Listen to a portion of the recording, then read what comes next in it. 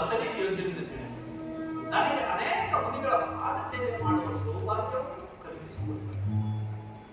ಅಮ್ಮ, ನಿನ್ನ ಮಾತಿನಂತೆ ಭರ್ತನೇ ಪಟ್ಟಾಭಿಷೇಕ. ಅಮ್ಮ, ಭರ್ತನನ್ನು ಕರೆಸಿ ಪಟ್ಟಾಭಿಷೇಕವನ್ನು ಮಾಡಿ ಅನಂತರ ನಾನು ಬೆಟ್ಟಿಗೆ ಹೋಗುತ್ತೇನೆ.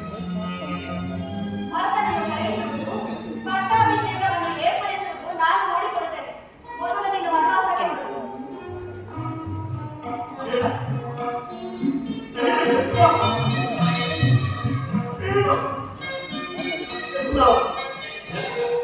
ನೀನು ವನವಾಸಕ್ಕೆ ಹೋಗುವುದು ಬೇಡ ಕಂದ.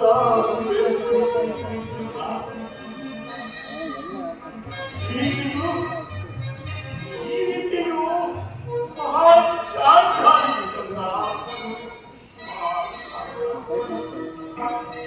ರಾಮಚಂದ್ರನ ಮೇಲೆ ವಾಸ ಮಾಡಿ ಆಕೆ ವರಗಳನ್ನು ಕೇಳಿದ್ದರಿಂದ ಈಗ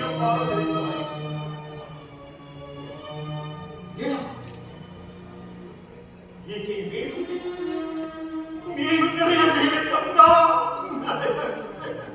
ಜನಕ ಸಮಾಧಾನವಾಗಿ ನಿಮ್ಮ ವಾಗ್ದಾನವನ್ನು